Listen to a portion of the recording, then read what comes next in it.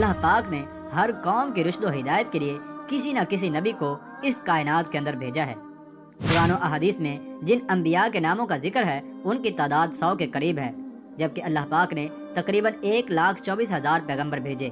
جب اللہ پاک نے قرآن میں یہ فرما دیا کہ میں نے ہر قوم کے لیے نبی بھیجا ہے، تو پھر ہزاروں سالہ تہذیب رکھنے والا ہندوستان کیسے نبی سے محروم رہ سکتا ہے؟ ہندوؤں کی مشہور مذہبی کتابوں میں ایک خالق و مالک، جنت و دوزخ اور آخرت کا تصور موجود ہے۔ اس کے علاوہ سرور کائنات فخر دو جہاں حضرت محمد صلی اللہ تعالی علیہ وآلہ وسلم کے بارے میں بھی واضح پیشن گوئیاں ہندو مت کی کتابوں میں موجود ہیں۔ سنسکرت اور ہندو مذہب کے مایہ ناز پروفیسر جو کہ الہ آباد یونیورسٹی بھارت میں بطور پروفیسر خدمات انجام دے رہے ہیں، انہوں نے ہندی زبان میں ایک کتاب کلکی اوتار اور محمد صلی اللہ تعالی علیہ وآلہ وسلم صاحب کے نام سے لکھ کر بھارت میں تہلکہ مچا دیا، جس کا بہت سی زبانوں میں ترجمہ بھی کیا جا چکا ہے، جبکہ ہندوؤں کے بڑے بڑے پنڈت بھی اس کتاب کو جھوٹا ثابت نہیں کر پا رہے۔ اس کتاب میں لکھاری نے ان تمام پیشن گوئیوں کو یکجا کر دیا ہے جو کہ ہندوؤں کی مقدس کتابوں میں اللہ کے آخری نبی حضرت محمد صلی اللہ تعالی علیہ وآلہ وسلم کے بارے میں لکھی ہوئی ہیں۔ ناظرین گرامی، ہندوؤں کا یہ عقیدہ ہے کہ برائیوں کے خاتمے کے لیے 10 اوتاروں یعنی پیغمبروں نے اس دنیا میں آنا ہے، جن میں سے 9 پچھلے 3 یگ یعنی ادوار میں آ چکے ہیں، اور اب آخری دور یعنی کل یگ میں کلکی اوتار یعنی آخری نبی کو آنا ہے۔ جبکہ ہندوؤں کا یہ بھی ماننا ہے کہ یہ کل یگ کئی ہزاروں سال پہلے شروع ہو چکا ہے اور دنیا کے تباہ ہونے تک یہی دور رہے گا۔ اسی لیے ہندو اب کلکی اوتار یا آخری مسیح کے منتظر ہیں، جس کی خبر ان کی تمام مقدس کتابوں میں مذکور ہے۔ ہندوؤں کی جانی مانی کتاب بھگون پران میں لکھا ہے کہ کل یگ یعنی آخری دور کا ایک بڑا حصہ گزر چکا ہے۔ یہی وہ دور ہے جس میں بھگوان نے آخری اور طاقتور اوتار کو بھیجنا ہے۔ ناظرین گرامی، یہ یاد رہے، پیغمبر اور اوتار ہم معنی الفاظ ہیں جن کا تصور ہندو مذہب میں موجود ہے۔ بھگون پران کے اشلوک میں کلکی اوتار یعنی آخری پیغمبر کی جائے پیدائش، خاندان اور والد کے بارے میں کچھ یوں لکھا ہے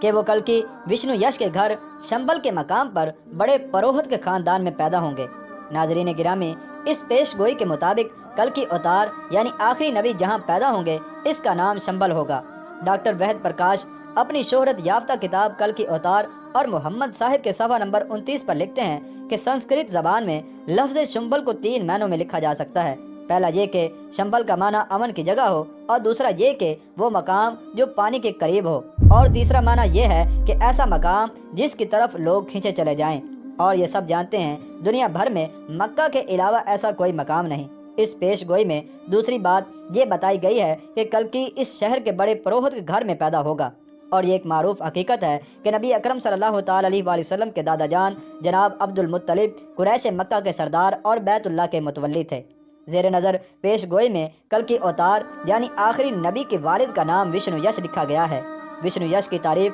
ہندوؤں کی مقدس کتاب رگ وید میں اس طرح بیان کی گئی ہے کہ وشنو خدا کا نام ہے اور یش کا معنی بندہ یا غلام ہے، یعنی وشنو یش کا مطلب ہوگا اللہ کا بندہ، جبکہ محمد صلی اللہ تعالی علیہ وآلہ وسلم کے والد محترم کا نام بھی عبداللہ یعنی اللہ کا بندہ ہے۔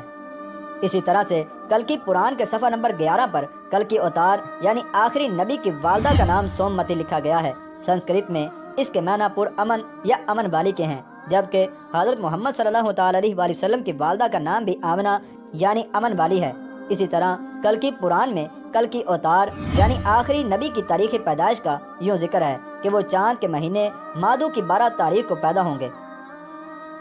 مہابھارت میں کلکی اوتار یعنی آخری نبی کی 8 خصوصیات کو خاص طور پر ذکر کیا گیا ہے، یعنی کلکی اوتار میں معرفت الہی، ضبط نفس، معزز حسب و نسب، الہامی علم، متوازن گفتگو، شجاعت و بہادری، سخاوت اور جذبہ احسان مندی کوٹ کوٹ کر بھرا ہوگا۔ اور بے شک جو بھی سرور کائنات نبی آخر الزماں حضرت محمد صلی اللہ تعالی علیہ وآلہ وسلم کی سیرت مبارکہ کو پڑھے گا تو یہ جان جائے گا یہ خصوصیات تو حضور اکرم صلی اللہ تعالی علیہ وآلہ وسلم کی ذات اقدس میں رچی بسی ہوئی تھیں۔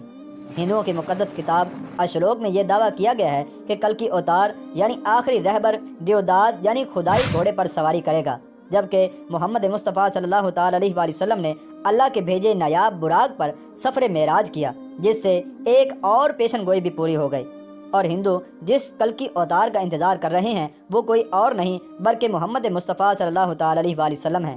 کل کی پران نامی ہندی کتاب کے صفحہ نمبر 5 میں کل کی اوتار یعنی آخری نبی کی یہ پیشن گوئی بھی کی گئی ہے کہ وہ اپنے 4 ساتھیوں کے ساتھ مل کر شیطان کو تباہ کر دے گا۔ اور اس کے علاوہ ایک اور اہم پیشن گوئی یہ بھی ہے کہ جس کا ترجمہ یوں ہے کہ جنگ کے میدان میں ان کی دیوتاؤں یعنی فرشتوں کے ذریعے سے مدد کی جائے گی، جبکہ ہندو مذہب میں فرشتوں کے لیے دیوتا کا لفظ عام استعمال کیا جاتا ہے۔ اب اگر دیکھا جائے تو نبی مکرم صلی اللہ تعالیٰ علیہ وآلہ وسلم کی فرشتوں کے ذریعے سے کئی مرتبہ مختلف غزوات میں مدد کی گئی، جس کا ذکر قرآن مجید میں بھی مذکور ہے۔ ناظرین گرامی، محمد عربی صلی اللہ تعالیٰ علیہ وآلہ وسلم وہ ہستی ہیں جن کے بارے میں قدیم مذاہب کے ماننے والوں کو خود ان کی مذہبی کتابوں میں کھلی خوشخبریاں اور پوری انسانیت کے لیے مسلمہ لیڈر کی حیثیت سے تسلیم کرنے کی ہدایات جاری کی جا چکی ہیں، جس کی بنا پر نبی اکرم صلی اللہ تعالیٰ علیہ وآلہ وسلم کی شخصیت ان کے لیے ہرگز اجنبی نہیں ہے، بشرط کہ وہ اپنی مذہبی کتابوں کی ان گواہیوں سے پوری طرح سے واقف ہوں۔ اور تمام مذاہب کی مقدس کتابوں میں من و ان کی آمد کی پیشن گوئیاں صاف الفاظ میں درج ہیں۔ ہندوؤں کی مقدس کتابیں جس کل کی اوتار کی آمد کی دہائی دے رہی ہیں وہ کوئی اور نہیں بلکہ محمد عربی صلی اللہ تعالیٰ علیہ وآلہ وسلم ہی ہیں، جن کی آمد کے بعد اب کسی نبی، رسول اور رہبر کو ہرگز نہیں آنا۔